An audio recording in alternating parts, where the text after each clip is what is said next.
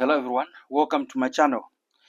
In the previous two videos, I looked at these two integrals, starting with this integral here and then this integral.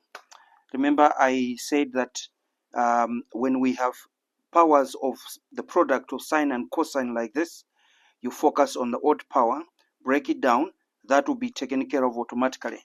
So in this video, we had an odd power on sine and an even power on cosine.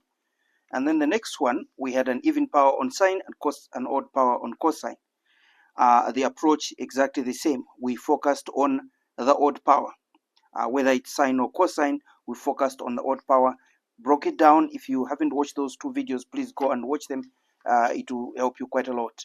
And in this video, when I was going through this question, I promised I was going to look at this question here, where both powers of sine and cosine are even. Now I have taken the even power of 2 for both of them because it's easier that way. When the powers are both even and different, the approach is a bit different and a bit more involving. But let's look at this one. So how do we approach this? Well, we take advantage of what we call the compound angle, to be specific, double angle formula for sine. So let me just remind you. First, let me capture the integral. So we have the integral of sine square root of x times cosine square root of x dx. Now what I was saying is the double angle formula for sine goes as follows. Sine of 2 alpha is equal to 2 sine alpha cosine of alpha. Now if you look at this part here, and if you look at this part here, you see that there's some similarity. What we need to do is to rewrite this integral as follows. That this integral is the same as the integral of sine of x cosine of x, all of this squared dx. Now notice that this one here is exactly that part there, except that we have x here and here we have alpha. But we have a 2 outside here, so I need to introduce a 2. But without changing the integral, I will have to divide by 2 if I'm not to change the integral. So taking us the next step, we're going to say this is the same as the integral of, watch this now, let me use the square brackets. So we're going to have 2 sine of x cosine of x, and I'm going to divide by 2 because I don't want to change the integral. And then we have squared dx. Hope you can follow that. Now, and therefore, looking at this one here, I'm going to need sine of 2x in order to simplify the numerator. But first, I'm going to have to square the numerator and the denominator as follows. So this is the same as the integral of 2 sine of x cosine of x all squared all over the square of 2 is 4 dx. Fantastic. I'm going to take the 4 out. Remember, it's dividing, so we have to have a quarter there. Let me take this to page 2 as follows. Now, we move this one down. So what we're saying now is the following. Right. So now what we're saying is that integral is the same as a quarter of the integral of, now watch, this now will change. Instead of having 2 sine x cos x, I'm like here, so I need this part here. It will be 2 sine 2x inside the brackets there, as follows. So what I have now is open brackets sine of 2x, and I will have to say squared over 4, but the 4 is outside, so we have dx. Fantastic. Now we can rewrite this integral to be the same as a quarter of the integral of sine squared of 2x dx. Nice. Now we are going to move to double angle formula for cosine now. So I'm going to remind you. So we have cosine of 2 alpha is equal to 3 expressions. Cos squared of alpha minus sine squared of alpha. The second expression is 2 cos squared of alpha minus 1. And the third one is 1 minus 2 sine squared of alpha. Now looking at this part here, we have sine squared. So we need this expression here.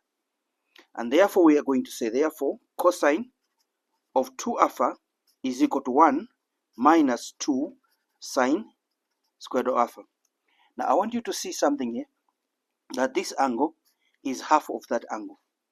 So therefore I can say this from here, I can come up with another equation that says cosine of, let's say, 10 of capital A, forget about alpha for a moment, this must be equal to 1 minus 2 sine of, what is half of 10?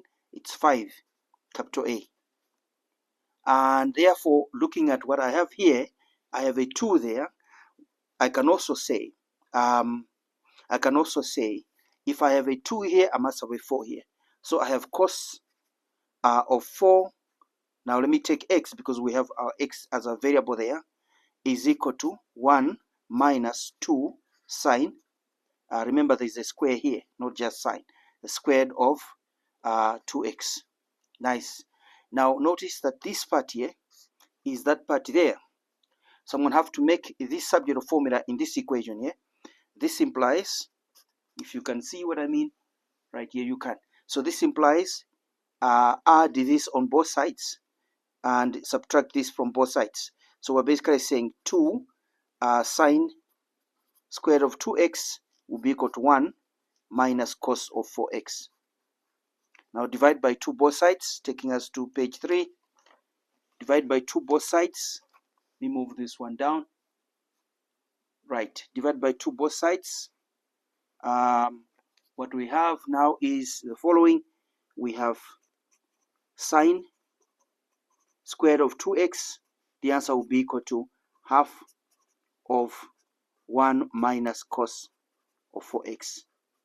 Fantastic. This expression here must take the place of that in this integral we have here, in that integral up there. So I'm going to just move the arrow and I'm going to say that integral, this one here, will change as follows. Put an arrow down and I say that integral will change as follows. 1/4 times the integral. Instead of having this expression in the integrand, I'm going to have that half of 1 minus cos of 4x, and I'm going to have to say dx. Fantastic. Now take half out because it's a constant, so we have 1/8. Remember, half times 4 times a quarter is 1/8 times the integral of 1 minus cos of 4x, and then we have to say dx. Now let's distribute the integral, and that keeping 1/8 outside. What we have now is 1/8. Allow me to use a square bracket here, times the integral of 1 dx minus the integral of 4 cos of 4x dx. Fantastic. I'm going to evaluate the two integrals at the same time. This is what we're having, 1/8. Let me keep the brackets. Obviously it's x minus the integral of cosine is sine. So we have sine, remember sine for x, because we have 4 here, we'll have to divide by 4, like so. And then we have to say plus c. Now distribute the 1/8, and then we are at the final solution, which is going to be as follows. This is going to be 1/8 of x, 1/8 of x minus 1/32 of sine of 4x, and then plus c. So this is the final solution to this integral. Now you can see a bit more involving than the other two that we have looked at so far. We just remind you, this is the integral that we had, that one there, and we ended up with that as our final solution. All right, tell me what you think about this integral. I'll be interested to hear from you. All right, I'll stop here. See you in the next one.